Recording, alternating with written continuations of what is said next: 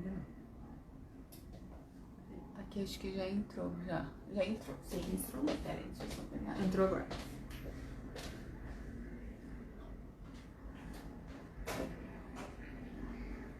Oi, pessoal, boa noite. Sejam todos bem-vindos, bem-vindas.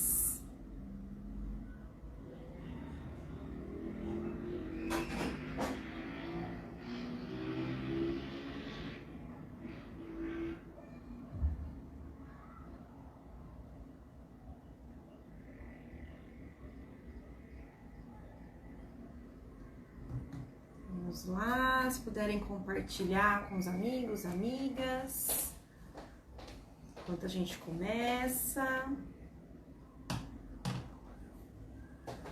Boa noite, pessoal! Hoje nós vamos falar sobre um tema bem importante, hein? Você que tem filho, conhece alguém que tem filho, filha, puder compartilhar aí. Então hoje a gente vai falar sobre alimentação e seus impactos nutricionais na vida dessa criança que vai se tornar um adolescente e um adulto posteriormente. Isso aí. Então, se vocês puderem compartilhar, vão entrando, compartilhando, que é um tema muito importante não só para quem já tem filhos, mas para quem também trabalha numa escola, às vezes trabalha com crianças. Então, tudo isso a gente vai acabar abordando hoje também de uma forma muito mais didática, de um jeito muito mais amplo, para que a gente consiga atender pessoas que não têm filhos ainda, que pretendem ter filhos, ou que têm e não sabem como lidar nessa situação dessa questão alimentar. Então, acho que já pode começar, né, Gi? Porque a gente tem, outras pessoas muitas vezes têm compromissos, e aí a gente acaba também ficando mais tempo aí do que o programado, e não é esse o objetivo. Então, primeiro de tudo aí, a gente tem que pensar que uma alimentação equilibrada dentro de uma infância, ela está vinculada desde o que a mãe consome como gestante, até mesmo quando essa criança ela vai crescendo. Então, a gente pode identificar assim. Nasceu, tem o primeiro momento do aleitamento materno, que pode ocorrer através da própria mãe, ou às vezes o aleitamento acontece por via externa, ou por uma fórmula, ou até mesmo por sublactação. Então o bebê não consegue fazer a pega correta no bico do seio da mãe e a gente precisa fazer outros métodos para esse aleitamento. E aí pode existir também os mistos. Então tudo está vinculado com essa questão da boca, então com essa orofacial. Então a criança precisa ter determinados tipos de sensações, de experimentações para que ela consiga ter um paladar. Porque antes da gente se alimentar, a gente precisa ter paladar. Então dentro da nossa língua a gente sente os sabores dos alimentos. Doce, salgado, azedo, amargo. Então o próprio questão da acidez, do umami, que é aquele que amarra a nossa língua. Então imagina hoje uma criança que tem um aleitamento materno dentro de uma fórmula, ela sempre vai sentir o mesmo sabor do alimento, sempre a mesma coisa. Então dentro de uma introdução alimentar, a gente está falando que aquela criança pode ter mais dificuldades para se alimentar porque ela sempre se alimentou com o mesmo sabor. Quando a gente compara isso com uma mãe que tem um aleitamento materno exclusivo através das mamas, a mãe come alimentos diferentes, sensações diferentes, emoções diferentes, e isso também passa para essa criança. Então a tendência é que essa criança tenha uma aceitabilidade melhor dos alimentos. Tá bom, então amamentei, aí ela começa a se alimentar nos primeiros após 6 meses ou 4 meses, dependendo do médico, né, do que essa mãe precisa fazer posteriormente. E aí a gente tem alguns métodos que podem ser o BLW, que está vinculado com essa questão de pedaços de alimentos, que a criança mesmo com autonomia coloca nessa boca, ou a questão de uma papinha, que alguns médicos ainda pedem, aí vem a papa doce, depois a salgada, e assim até introduzir no primeiro ano todos os tipos de alimentos. Em texturas também acaba acontecendo isso. Ô Eloy, então a alimentação da mãe durante o período gestacional vai influenciar no paladar da criança depois que nascer? Também. Então, assim, ela influencia desde a gestação, assim como no aleitamento. Porque se é uma mãe, por exemplo, que ela não tem um hábito alimentar muito bom, os tipos de nutrientes que vai passar para dentro desse cordão umbilical, que vai chegar a nutrir, não vai ser de uma qualidade boa. Então a tendência dessa criança é ela migrar para paladares parecidos com essa mãe. Entendi. Pode ser que na primeira infância dela, né, no primeiro momento, no primeiro ano, essa mãe não ofereça. Então vou dar um exemplo assim, não ofereceu açúcar, não ofereceu refrigerante, às vezes não oferece mesmo. Mas quando ela oferece, esse paladar é muito aceito. Sim. E isso vai depender de como foi essa gestação. Existem casos que a própria seletividade alimentar pode acontecer por esse motivo. Entendi. Então, acontece só pela criança? Não, pode também acontecer por esse poder nutricional da gestante. Então, o acompanhamento nutricional é muito importante também por isso. Sim. Não só para o ganho de peso ou para a redução do peso, mas também para o desenvolvimento do paladar. E aí a gente consegue, né, complementar tudo isso com alguns suplementos, dependendo, né, da situação dessa mãe. Às vezes é uma mãe que tem muito vômito, então ela não se alimenta adequadamente. Tudo isso pode influenciar o que a criança vai comer. Sim. E aí a gente fala assim, nossa, mas a minha criança quase não come nada. E aí quando a parte investigativa da nutrição pergunta como foi a gestação, às vezes a mãe fala assim, eu vomitei durante a gestação toda. Então esse tipo de alimento não conseguiu passar muitas vezes pro cordão umbilical. Então não é só a emoção, né, o medo, tudo isso, mas também existe a questão do paladar. Quando ela completa um ano, a gente começa a introduzir os alimentos.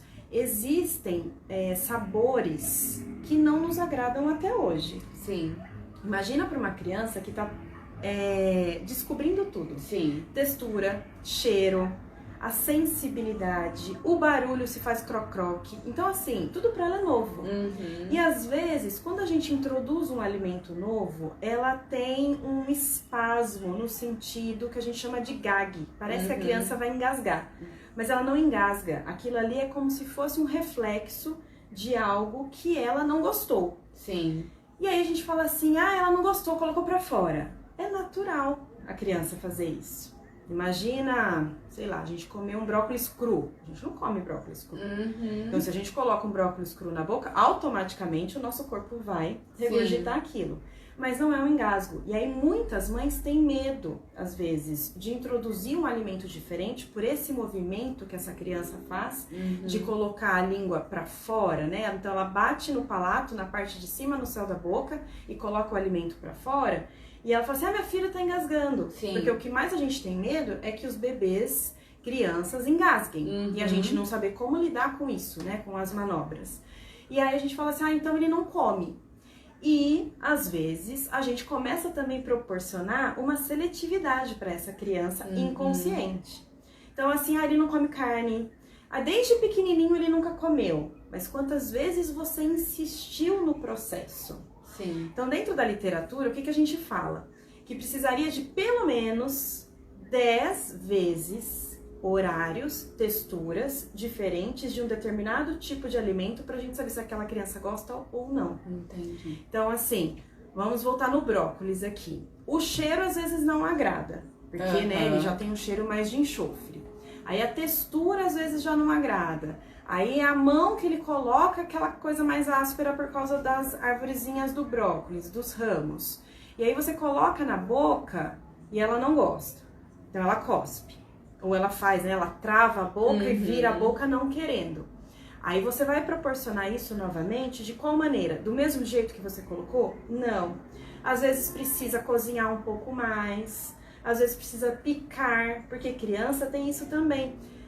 Não adianta a gente dar uma arvorezinha do brócolis muito grande, porque na cabecinha dela, olha o tamanho da boca.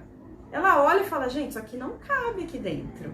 E aí, como consequência, ela acaba também recusando, porque ela entende que se ela comer um volume maior, ela vai engasgar, porque ela não sabe mastigar ainda. Sim. Então, existem essas situações e essas mediações que a gente também precisa fazer com essa criança. Não é só chegar e falar, ela não gosta. Ou ficar reafirmando esta situação também. Ele não come nada. Então, reforçar o negativo, mesmo que seja uma criança muito nova. Porque existem crianças que vão para as creches e para escolas e berçários muito novos. Sim. E aí, às vezes, a gente só reforça o negativo. Ele não come, eu já testei, não deu certo. Quantas vezes você testou? Cozinhou demais, cozinhou de menos, fez um purê, colocou no arroz, ele retirou. Como que foi essa experiência dessa introdução alimentar? Sim. Então, quando a gente fala de uma nutrição infantil, se a gente não tomar cautela, ele vai se tornar um adolescente seletivo. Ele vai se tornar uma criança que muitas vezes só vai comer arroz e feijão. Ou uma criança que vai ter medo de comer, que a gente chama como neofobia alimentar. Então, quando a gente fala sobre os impactos nutricionais de uma alimentação infantil, é o que isso tudo pode gerar para esse futuro adolescente ou adulto. Então, assim, Elo, então acontece só porque a culpa foi minha como pai e mãe? Não, não é isso que a gente está falando. A gente está falando que pode existir uma influência, sim, positivo ou negativo, de acordo com que eu colocar isso para essa criança.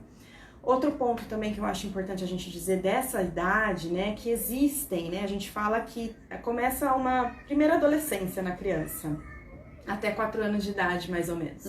Então é onde ela começa, não quero, ela aprende a dizer não. Sim. E aí ela fala, não quero, não gosto, não põe isso no meu prato. Então vira aquela coisa que você fala, gente, e agora? O que eu faço com essa criança, né?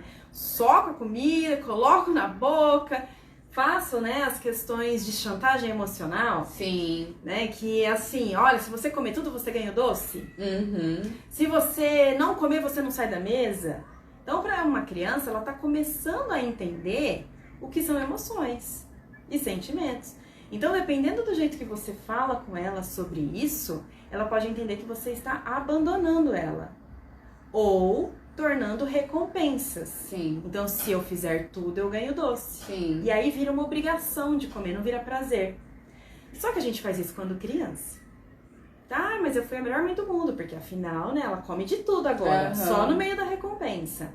Quando ela se torna adolescente e adulto, o que acaba acontecendo? Ela acha, e é o que o cérebro dela entende, que tudo na vida que não esteja bom pode ser recompensado. E como o alimento causa prazer, principalmente doces, os açúcares, os pães, macarrão, porque a absorção começa na boca. Ela vai buscar uma negociação para sentir prazer quando grande. E aí, às vezes, a gente tem essas questões de afetividade, um pouco deturpada em alguns pontos, em outros pontos não. Mas a gente ouve assim, quando eu tô triste, eu como. Quando eu me sinto abandonada, eu como. Eu mereço comer tal doce. Hoje eu tô muito estressada, então hoje eu mereço. E aí vira algo compensatório. Então esse compensatório não é gerado na fase adulta. É lá na fase infantil. Então olha quantas coisas podem gerar para esse futuro. Um distúrbio alimentar, né, na fase adulta. Exato. E não só por uma questão da compulsão, por essa situação da compensação, como um afago, que aí já traz as questões emocionais. Então eu tô triste, eu como, eu tô feliz, eu como. Então já traz isso, que aí a gente preenche, né, as lacunas desse vazio através dos alimentos, mas também podem depois trazer outros transtornos. Que aí entra a questão nutricional, que aí pode trazer um transtorno de depressão, uma questão da ansiedade. Porque eu sempre como tudo certinho, então minha mãe vai ficar feliz. Isso, criança. Quando chega na adolescência, eu tenho que ser perfeito. E aí eu entro numa perfeição onde o jovem, né, o adolescente jovem, necessita colocar para a sociedade que ele é mais perfeito, que ele é seguro, que ele come bem. Onde um amigo ou uma amiga pode dizer que ele vai comer alguma coisa de diferente. Porque ele se sente pressionado com isso. Porque aonde na adolescência é o ato que você se descobre para muitas coisas. E aí é onde você também identifica essas questões lá do passado. E aí muitos pais e muitas mães chegam e falam assim, eu não sei mais o que eu faço para ele comer. Só que aí chega um ponto que quando procura um profissional, é aquele jovem, aquele adolescente que já tem outros históricos no sentido do quê? De um sobrepeso e uma obesidade, porque você sempre incentivou a comer como uma forma de compensação, ou como uma forma de punição, ou você tem um jovem adolescente migrando para um transtorno de imagem corporal, que pode estar relacionado com uma anorexia, com uma bulimia, com a questão da compulsão alimentar. Sim. E às vezes a gente não sabe de onde que surgiu, né? Que a gente não sabe. Às vezes a gente não tem consciência da onde surgiu. E isso acaba sendo importante pra gente se compreender, né? Quando eu tenho essa questão da compensação alimentar, e dá pra voltar lá ao passado, né? Como que foi sua alimentação na infância, né? Como que foi a introdução do alimento, né, na sua vida. Isso, e o que ele trouxe de bom pra você. Porque também existem infâncias que podem ter sido por escassez. Então, assim, eu não tinha o que comer. E aí, meu pai me dava o que tinha condições. E aí, hoje, hoje eu tenho mais condições financeiras e eu consigo comprar tudo aquilo. Então, como uma forma de recompensa do passado que eu não tinha condições. Sim. Então, aí a gente precisa tratar essa parte doente. Né, o que isso representa, o porquê que você busca isso, então vai mais a fundo. Outro ponto também é essa questão de muitas pessoas acharem que a comida vai acabar. Então assim, eu preciso comer essa caixa de bombom toda porque amanhã eu não vou ter. Sim, como que uma coisa está linkada à outra, né? Então, muitas vezes, a pessoa que tem esse problema com a questão de distúrbio alimentar, pode estar com sobrepeso, né? Ela pode ser interessante, então, fazer um trabalho, buscar um profissional, né, da área que cuide do seu emocional e faça um trabalho de investigação para que cure isso, mas no X da questão, né? Aonde surgiu, né? Na base mesmo do processo. Que pode ser gestacional, se foi uma gestação onde passou fome, por exemplo. Então, assim, quando eu penso, né, em tratar uma criança, eu tô pensando, inclusive, de integrar essa criança no meio que ela tá vivendo hoje. Porque, às vezes, a mãe passou fome, mas essa criança com 5, 6 anos hoje, ela não passa. E aí, a gente não precisa fazer com que ela sofra, mas eu também não preciso que ela tenha uma abundância de alimentos que muitas vezes estão vinculados com alimentos de fácil acesso, como salgadinhos, biscoitos recheados, balas e doces, que é o que aumentou muito hoje no Brasil, principalmente pós-pandemia. Então, o quanto isso pode influenciar positivo e negativo. E aí, o que a gente acaba pensando, né? Então eu vou lá levar pra Nutri, aí a Nutri vai dar conta porque meu filho vai comer. Não é assim que funciona.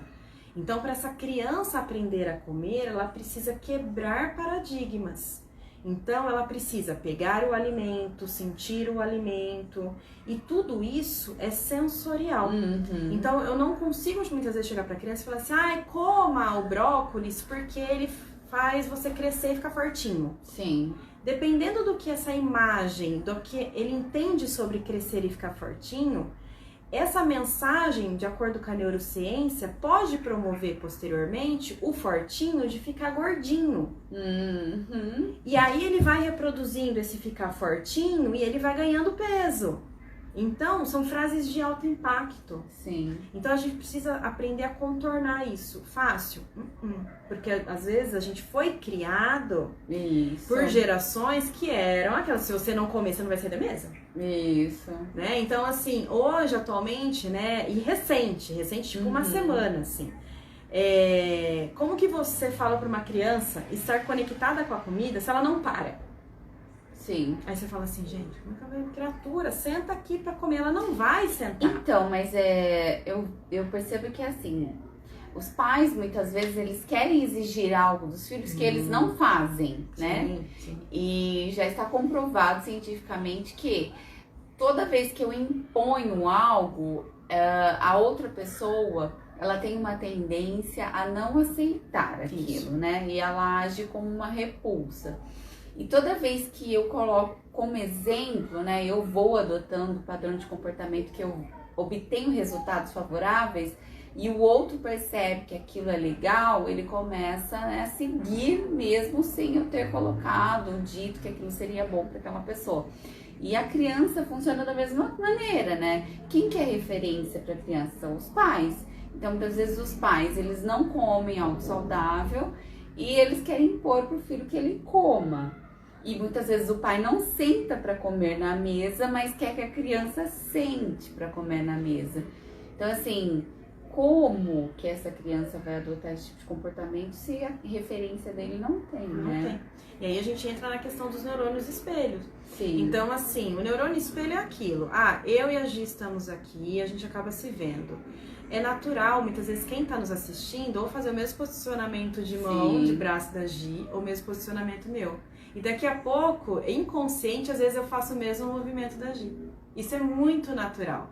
Porque esses neurônios espelhos, como o nome mesmo diz, ele espelha o teu comportamento. Sim. A criança é a mesma coisa. Então, por exemplo, se você chegar para ela e falar assim, experimenta o brócolis, e ela chegar para você e falar assim, coloca na sua boca, e você colocar e fizer um momento de careta, ou chegar e falar assim, fazer algo nesse sentido, ela vai olhar para você e vai reproduzir a mesma coisa.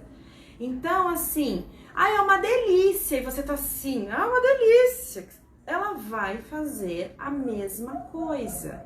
Então não adianta só a gente chegar e falar assim, experimenta, é gostoso, faz bem. Não. Quando a gente pensa em experimentar, então vamos colocar a criança para experimentar. Na verdade, a gente vai colocar a criança para experienciar o momento. Então você põe o brócolis lá na mesa.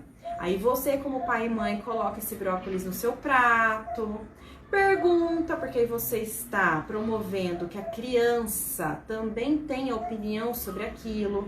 Então, assim, fulano, você gostaria de comer o brócolis? A maioria das vezes vai falar não, dependendo da criança. Alguns, pelo contrário, pode pôr. E aí, não. Então tá bom. E aí você começa, o brócolis é dessa cor, a textura, e vai comendo. E vai conversando. E essa criança, ela vai vendo isso. Hoje ela não fez nada. Não tem problema. Qualquer coisa você pode colocar no prato e espera ela experienciar. Às vezes ela vai pegar e vai jogar fora. Aí você ensina sobre os bons hábitos à mesa. Então você não tá falando do brócolis mais. Sim. Então você tira o foco do brócolis, mas depois você volta para ele. Então, mas que cor que é essa? É vermelho? Então você dá um jeito de introduzir esse assunto utilizando os 5 sentidos. Qual é a textura?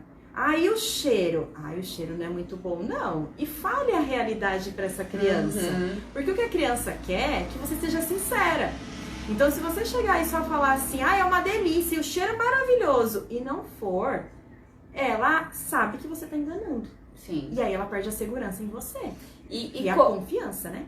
E como o pai ou a mãe saber que a criança está saciada? Porque muitas vezes a criança pode falar que não quer mais porque não gostou e ela ainda não está saciada, né? Não está se alimentando direito, a quantidade correta. Como que o pai sabe? Então, ele vai perceber pela mediação do prato. Dentro da Sociedade Brasileira de Pediatria, a gente tem a quantidade de porções para cada idade de uma criança. Para o adulto é uma média, né, de 2.000 calorias, Sim. mas para a criança são porções. Essas porções, a gente monta um prato a primeira vez. Essa criança, ela vai comer a quantidade daquele prato. Para ela, é aquela porção. Sim. Não necessariamente a porção daquela criança naquele momento vai ficar deficitário ou não. Porque o estômago de uma criança não é 1 litro, 1 quilo, não cabe. Elô, mas se eu colocar ela vai comer. Vai, mas aí você passa do limite da saciedade. Ela não sabe identificar o que é estar saciado e o que é estar empanturrado. Então, eu acho que ela tem que comer 4 colheres de sopa de arroz, porque a porção pede 4 colheres. mas às vezes 2 para essa criança, ela já mantém a saciedade. O pai e a mãe só vai perceber isso quando a criança mediar. Então precisa a criança mediar, ela precisa chegar e falar, não quero mais. Você pode perguntar, você está satisfeito? Nossa, Elô, mas eu vou falar isso com 4 anos? Sim, porque ela começa a entender. Ah, ela não tá verbalizando ainda, faz movimentos, tá ok ou tá ruim? Ou tá mais ou menos? Como é que tá essa sensação de fome? Tá com fome de leão? Olha a boca do leão. Ou tá com fome de formiguinha, que a boquinha é pequenininha. Então isso a gente vai mediando com essa idade. E a expectativa do pai e da mãe que é o problema. Sim. Porque aí a gente faz um prato lindo, maravilhoso, com 5 cores e põe na frente da criança. Achando que a criança tem o mesmo apetite que nós. Sim. Primeiro é esse detalhe. Então já erramos no primeiro momento. E aí a criança olha, aí ela dá 3, 4 colheradas ou 3, 4 garfadas, dependendo da idade. E aí ela fala, tô cheia. Ou, não quero mais. Não necessariamente é por causa do sabor, mas às vezes é porque ela realmente está saciada. Ou os horários das refeições estão muito próximos. Sim. Então assim, ela comeu, por exemplo, 10 horas da manhã, e aí o almoço dela é 11h30 todos os dias. Não cabe no estômago dessa criança. Ah, Elô, mas se eu empurrar, ela come. Sim, mas aí você vai atrapalhar no centro da saciedade dela. Sim. Que o que acarreta isso, vamos lá no impacto nutricional depois. Acarreta essa situação de que ela não sabe, quando ela tá adulta, o quanto sacia ou não. Sim. E aí ela come, né? e aí você tem, né, o aumento desse estômago por ser um músculo. Sim. Então ela também perde o mediador. Então não é só simplesmente pôr lá e querer que ela coma tudo. Conforme, né, essa saciedade dessa criança vai melhorando, os pais vão melhorando a composição desse prato. Aí reduz, e quando ela não estiver saciada, essa criança vai falar. Sim. Se eu quero mais. E com relação aos alimentos, a criança pode comer o mesmo que os pais comem? Como é que funciona isso? Depois de 1 ano, né, da introdução alimentar, pelo menos em 12 meses, ela já está apta a comer tudo que os pais comem. Exceto se essa criança tiver algum tipo de alergia ou uma intolerância. Então, vamos supor que seja uma criança que tem alergia à proteína do leite da vaca. Então, não é tudo que essa criança vai comer, porque ela pode vir a óbito. Sim. Então, mas não, ela é uma intolerante à lactose, então ela não vai consumir esses tipos de alimentos. Mas, exceto isso, ela pode consumir normalmente os alimentos dos pais, só que as quantidades são menores. E quando é que a criança pode começar a comer açúcar?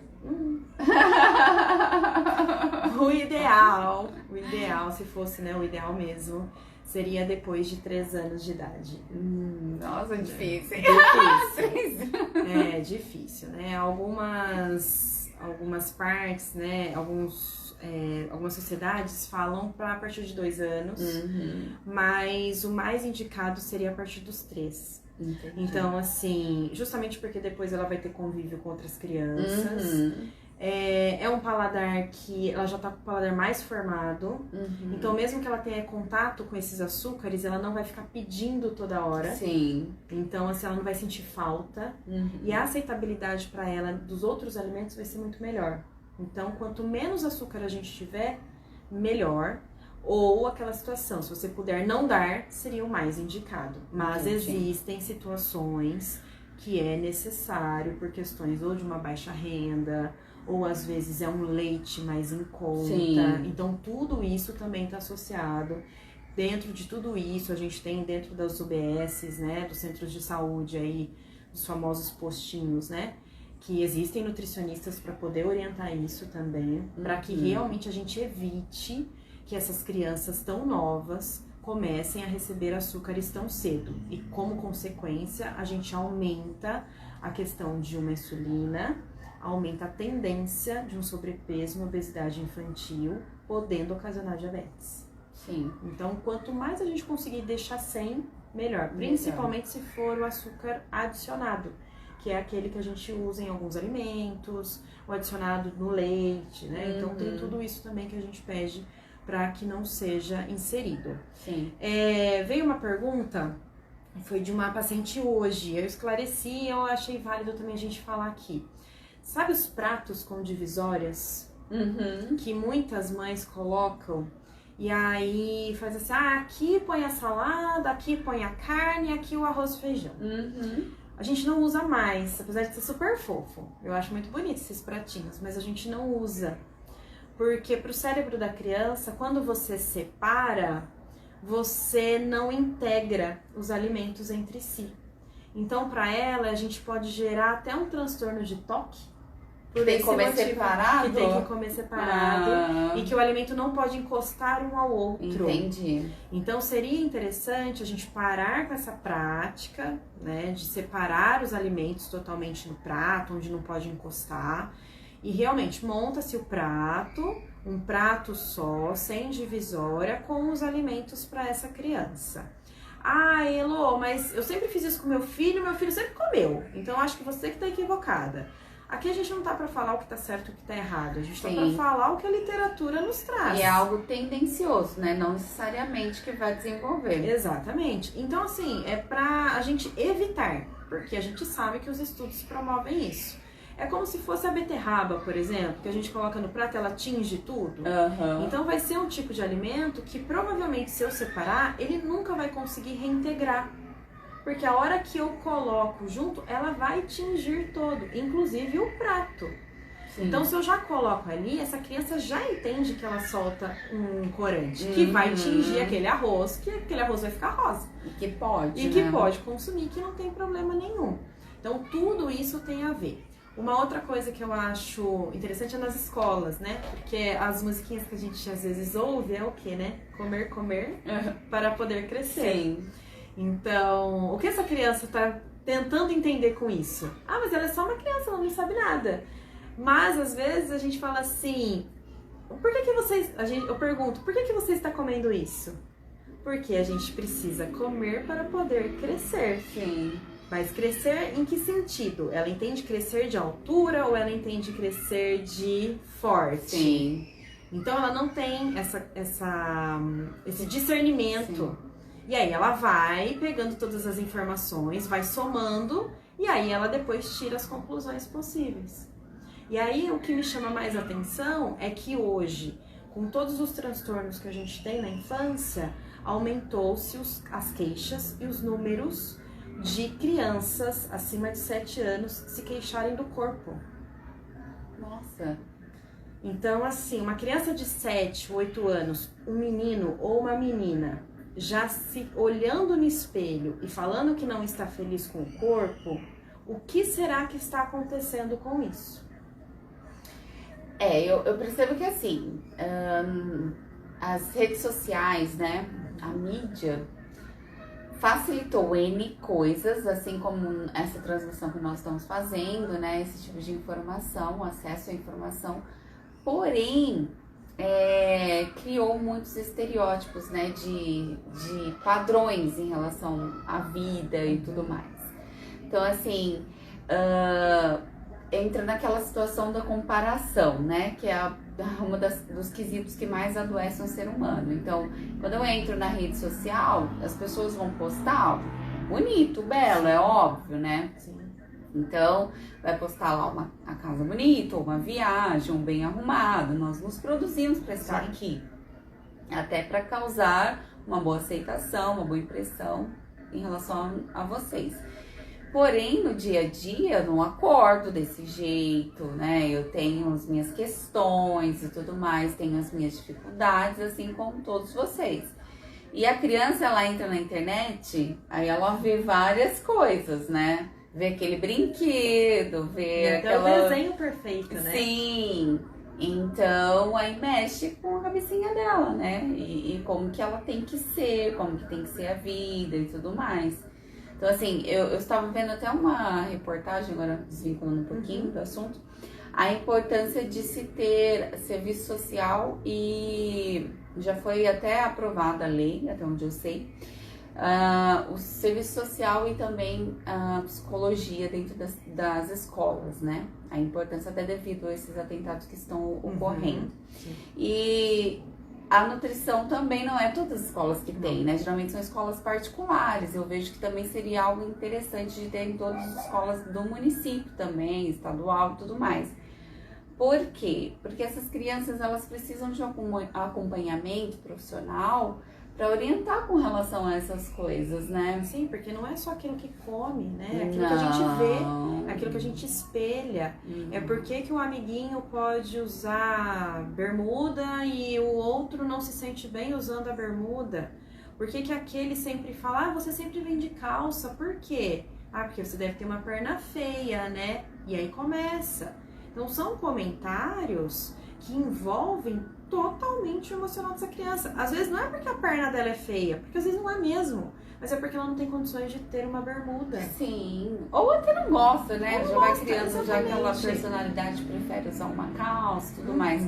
Mas também eu vejo a questão, pode ser até um outro tema para um outro dia, a questão de que os anos vão passando, eu percebo que vai diminuindo o contato e a presença familiar, né, com as crianças no dia a dia. Então, assim, os pais, eles estão tendo muito mais afazeres externos, né, até a demanda de trabalho e tudo mais. As mulheres estão trabalhando muito mais fora, mesmo em casa, às vezes elas estão trabalhando home office, tem N questões atividades a serem executadas, e passam menos tempo com os filhos e observando até, né, esses comportamentos, como que o filho tá, como que ele está evoluindo no ambiente escolar, ou como que o filho está evoluindo até dentro de casa, porque muitas vezes a mãe, o pai também está dentro de casa com o filho, mas o filho está no computador, está no celular.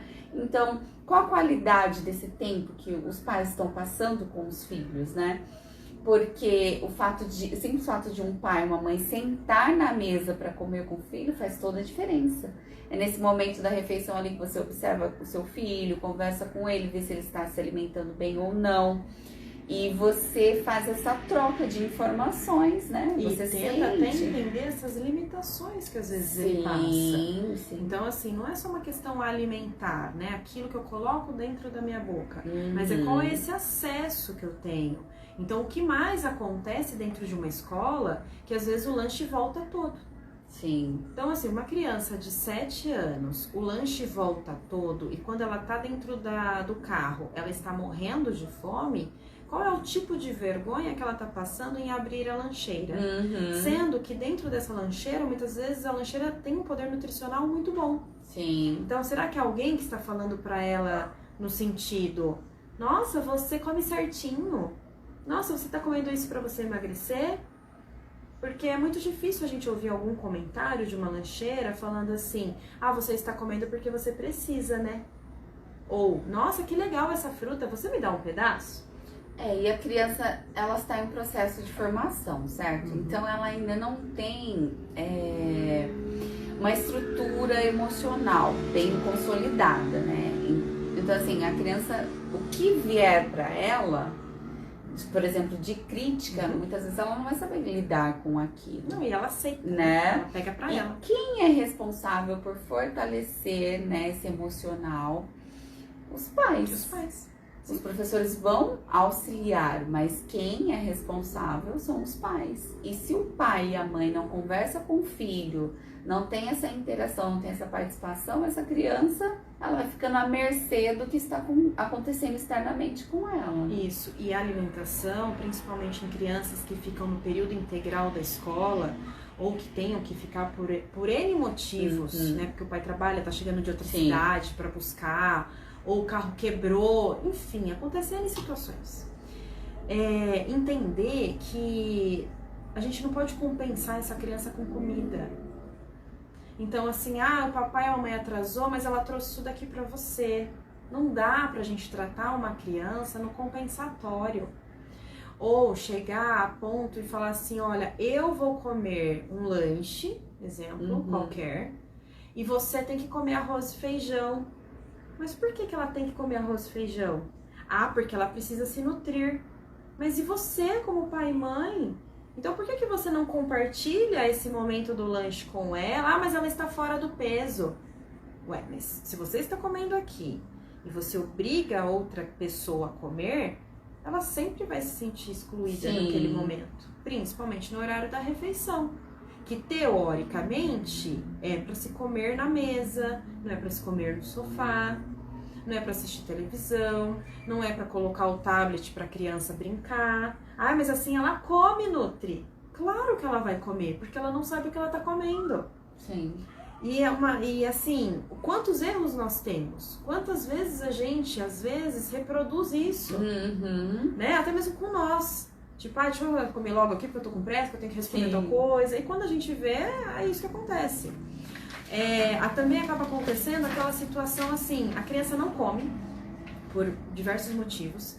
E aí, então eu enfiei, porque é assim que a gente escuta, né? O cuidado, né, do palavreado é tão assim que essa mãe e esse pai já tá tão aqui, com a paciência. Aí eu enfiei no arroz, e aí ele comeu. Tá, mas essa criança sabe o que ele comeu? Não, você acha que eu vou falar? Que se eu falar, ele não come. Não é assim que a gente lida. Porque quando essa criança ela vem pro consultório, ela procura ajuda, ela chega pra você e fala assim, eles me enganam. E eles falam na frente do pai e da mãe, falam assim, vocês me enganam. E aí às vezes eles pedem socorro, eles falam assim, eu só queria que eles me falassem o que eles colocam. Então, quando a gente trata uma criança e quando a gente olha para essa criança, a gente tem que olhar também para esses pais. Querendo ou não querendo. Às vezes, os pais também estão afoitos para que o nutricionista consiga fazer o milagre. Na verdade, eles querem transferir a responsabilidade, né? E aí, quando a gente fala, né, para esse pai, para essa mãe, ou para esse responsável também, né? Porque às vezes não é o pai e a mãe, mas esse responsável, e aí a gente chega e fala, olha, você que compra, você precisa organizar melhor o seu planejamento alimentar, o cardápio dessa criança, essa lancheira. Você precisa introduzir essa criança para uma compra, falar para essa criança ou esse adolescente olhar um rótulo. Ah, mas a criança de 4 anos não sabe ler. Não sabe mesmo, mas ela sabe pegar. Então, em vez de você chegar numa gôndola de mercado e pedir para ela escolher o salgadinho, por que você não segura essa criança ou põe no carrinho e pede para ela pegar alguma fruta e colocar no saquinho? Então, olha como é reflexiva a situação.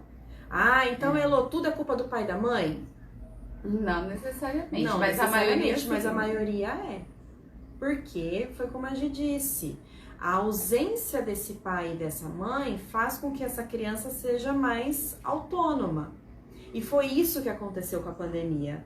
A pandemia trouxe essa situação. Por quê? Porque pais e mães começaram a trabalhar em casa. Alguns não, por estar na linha de frente, então tiveram que trabalhar, enfim.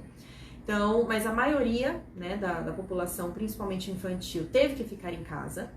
Ou ficou com pai e mãe, ou com os avós.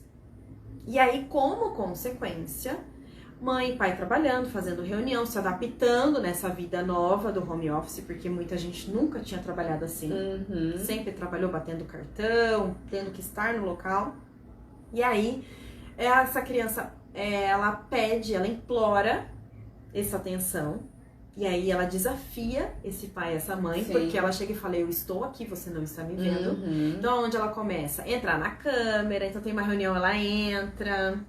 Aí ela começa a chorar, aí ela começa a puxar cabo, fio das coisas. E aí o que a mãe, o pai ou o responsável faz? Vai lá no armário e pega alguma coisa pra você comer. Só que a altura que a criança tá, o pai não vai colocar uma fruta, né? Porque uma fruta ele vai precisar muitas vezes descascar. Ou às vezes ele vai precisar higienizar. E em uma geladeira, uma criança de 4 anos não consegue abrir, puxar a gaveta, rasgar o saquinho, pegar, cortar e comer. Sim.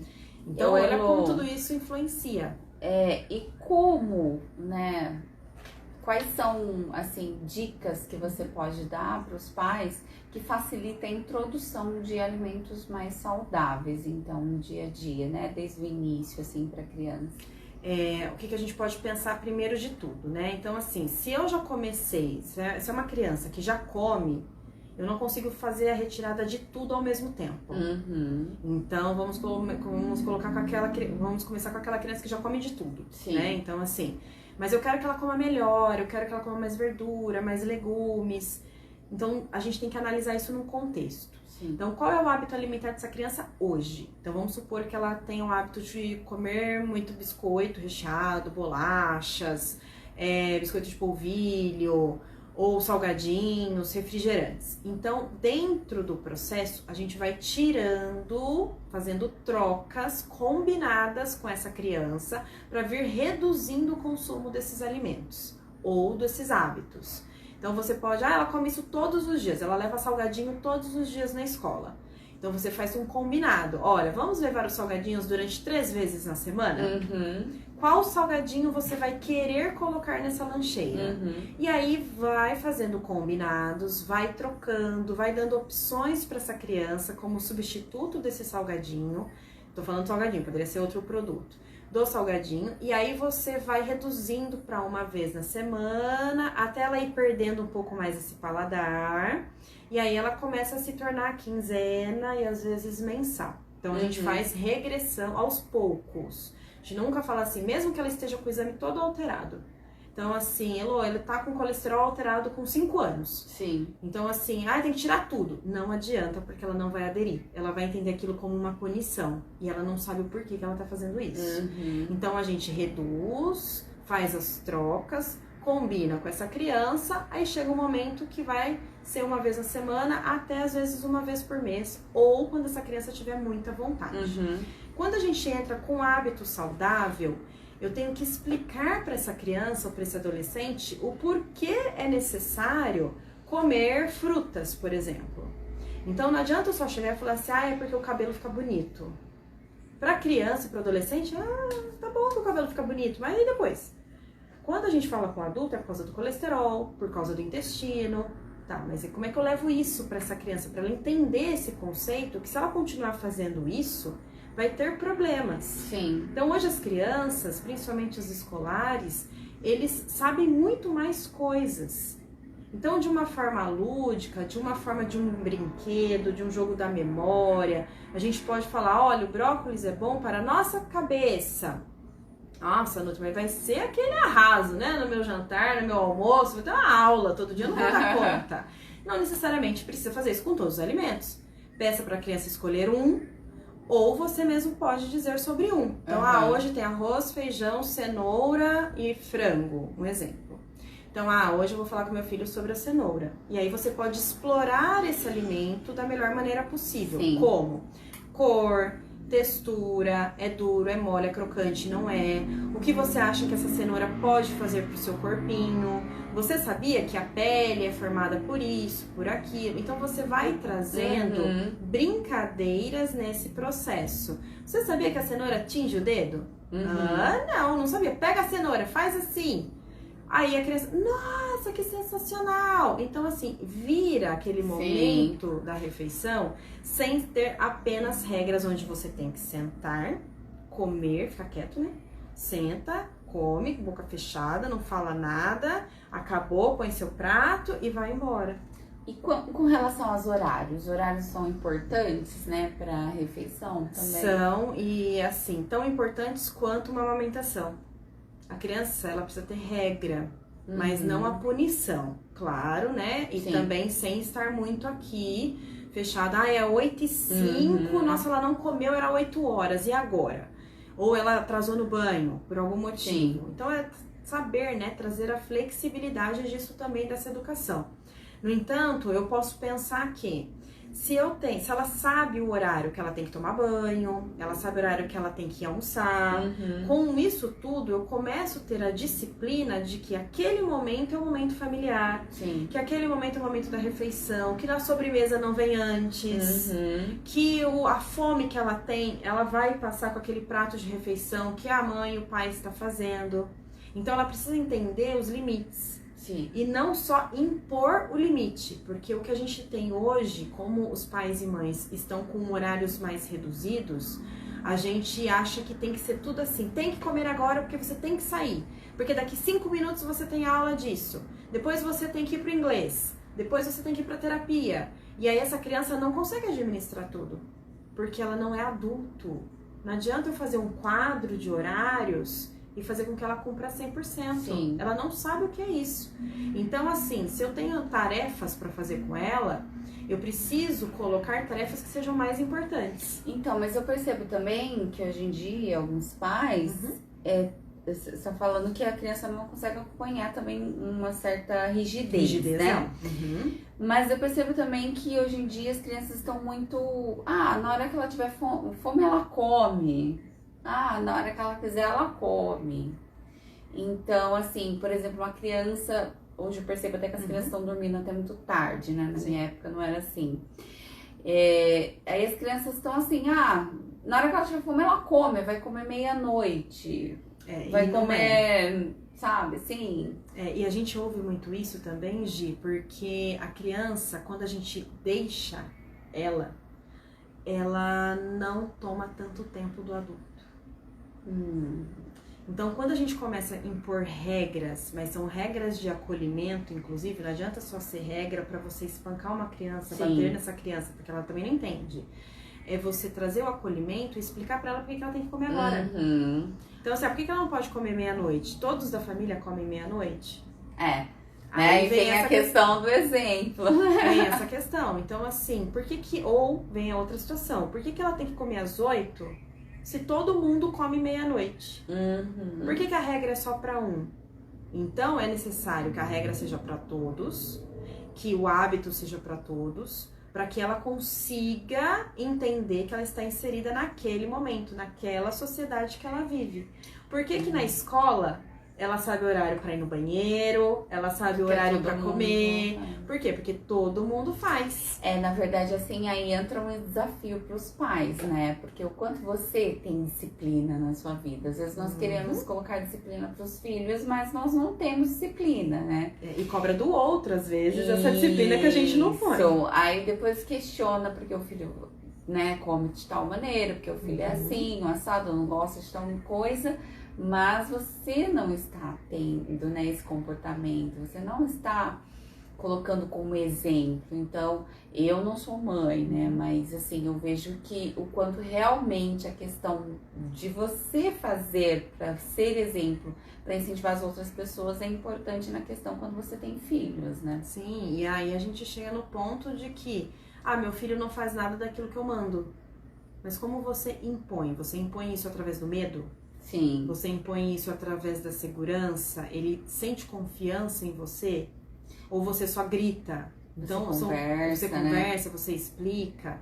Então, também não adianta chegar e falar assim, você vai ficar no cantinho lá sozinho até você aprender. O que é esse cantinho sozinho para aprender? Vai aprender o quê? Uma criança não sabe o que ela tem que aprender se você não explica.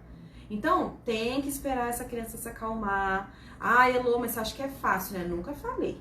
Pelo contrário, é muito difícil a criança se acalmar sozinha, porque ela não sabe. E você como pai, mãe, responsável ou, né, professor, por exemplo, que também lida com essa criança, precisa aprender a fazer com que essa criança se autorregule. E entender o porquê do comportamento, né? Porque às vezes a criança envolve várias questões. Às vezes aconteceu alguma coisa, essa criança está querendo chamar atenção, né? E o propósito de uma criança, quando ela quer chamar atenção, é te desafiar. Sim. E aí, o que acontece? Que a gente faz o que com essa criança? Que a gente ouve muito. E às vezes a gente já até falou, quem manda aqui sou eu. Você não manda, eu sou sua mãe, eu sou seu pai. Grande coisa com essa criança, porque ela não tá entendendo nada. Porque ela grita com você grita com ela, e aí você impõe, aí fica aquela coisa. Então, assim, você precisa se regular como pai e mãe, aprender a se regular como pai e mãe, assim como essa criança precisa se autorregular. E é fácil? Não. Às vezes a gente tem que sair da cena. Então, essa criança tá esperneando, ela tá gritando, ela tá daquele jeito, eu vou comer! Você não manda em mim, aquela coisa. Ou entra nessa adolescência infantil, que a gente fala de 4, 5 anos, que tudo é não. E aí quando você fala assim, não, você vai sentar aqui na mesa sim, é o nosso combinado. Não, vou sentar. E aí quando senta, chora. Então, às vezes, você tem que deixar a criança, você sai do ambiente, se regula.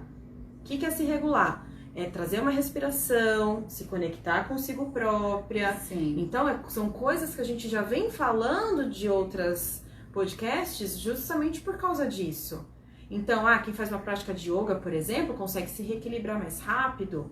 Então, volta, e você volta, e a criança tá lá, fazendo aquele show, e aí você olha no olho dela, na mesma altura, e conversa com ela sobre a hora que você se acalmar, conversaremos.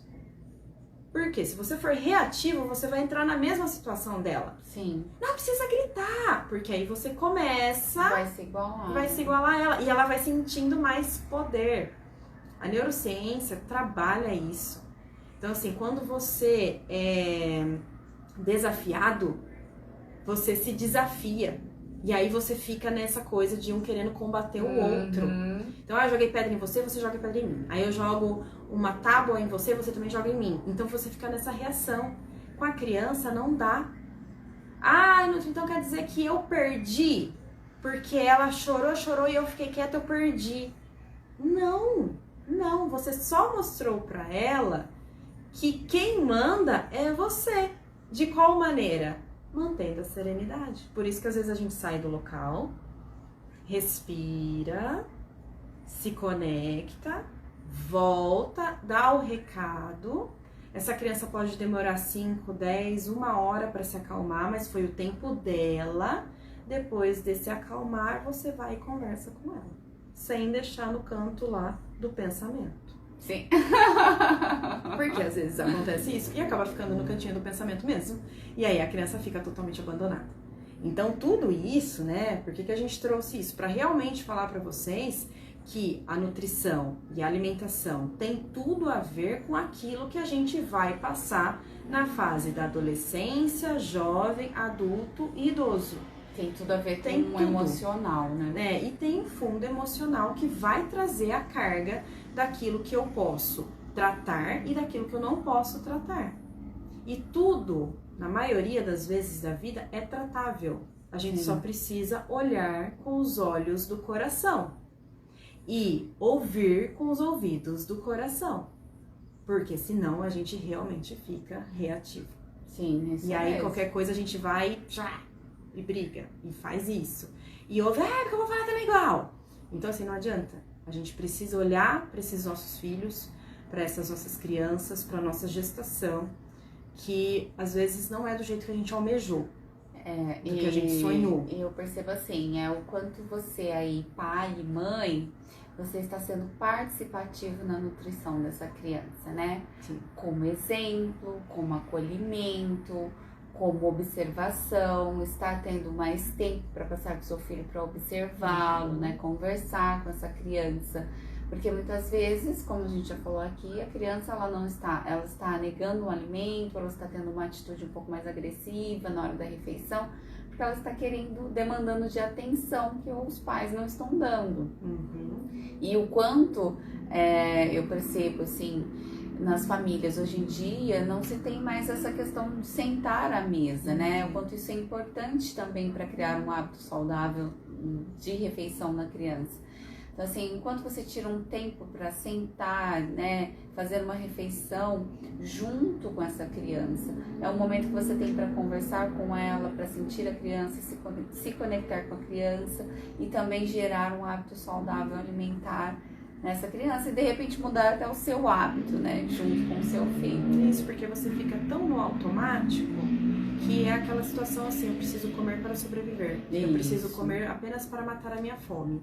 Mas você não sabe nem o porquê come, você não sabe dizer o sabor que tem aquele alimento, você não consegue identificar. E aí você passa isso para essa criança, que ela também come super acelerada, ela não sabe por que ela está fazendo isso, mas ela reproduz aquilo seu.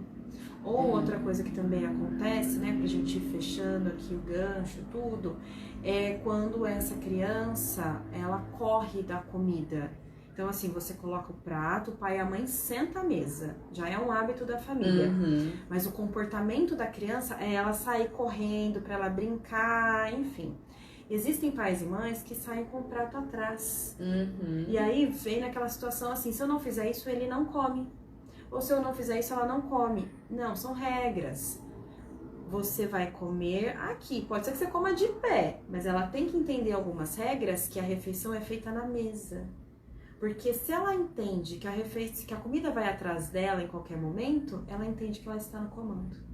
Sim. E aí, quando Isso a criança está no influencia, comando, né? Influencia até no comportamento, na personalidade, No personalidade que dessa essa criança criança. vai desenvolver, né? Como que ela vai ir pra vida. Isso. Então, assim, Isso. o que eu tive de lição, né? Hoje, o quanto a refeição está relacionada ao nosso emocional, aos nossos hábitos cotidianos, né?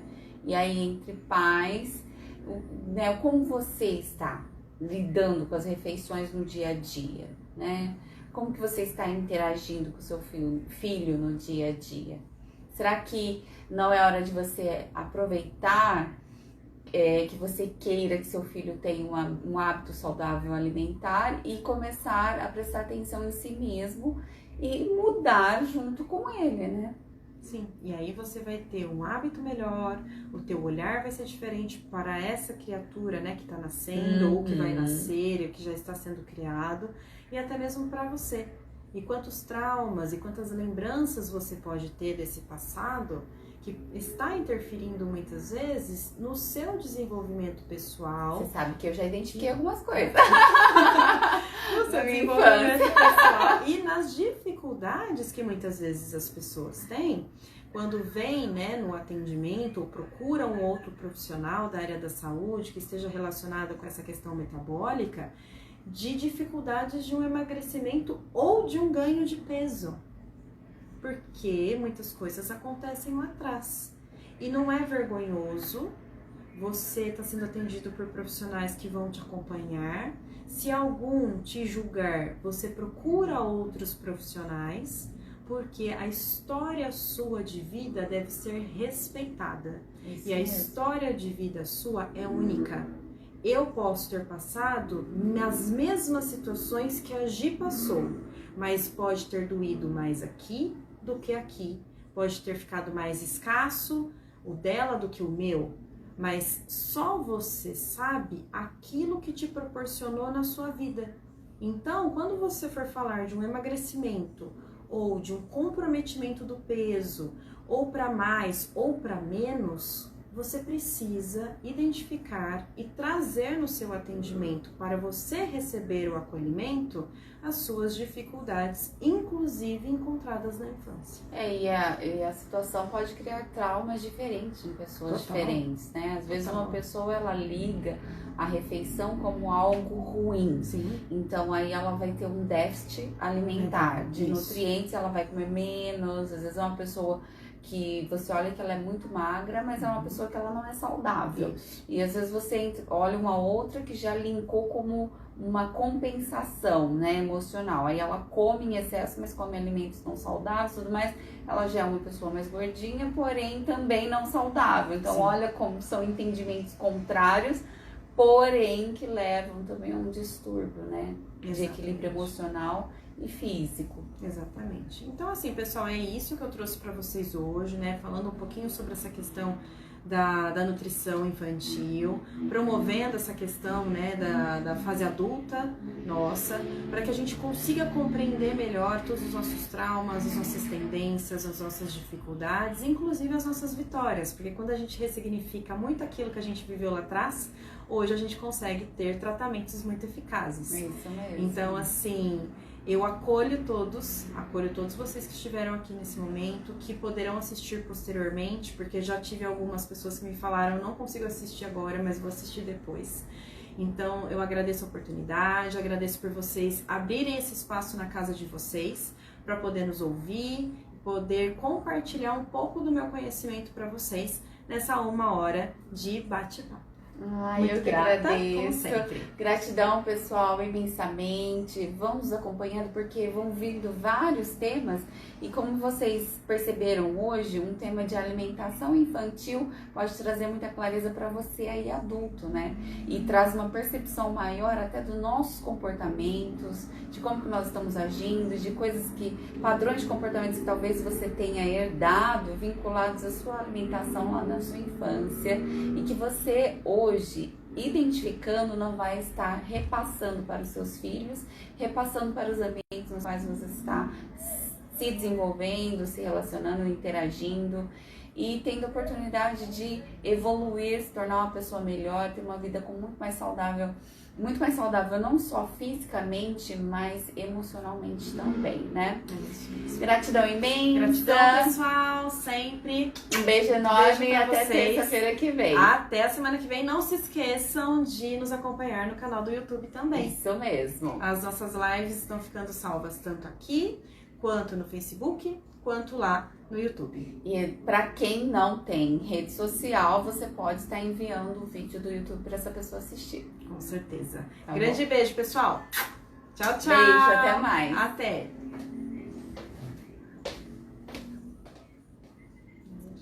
Concluir.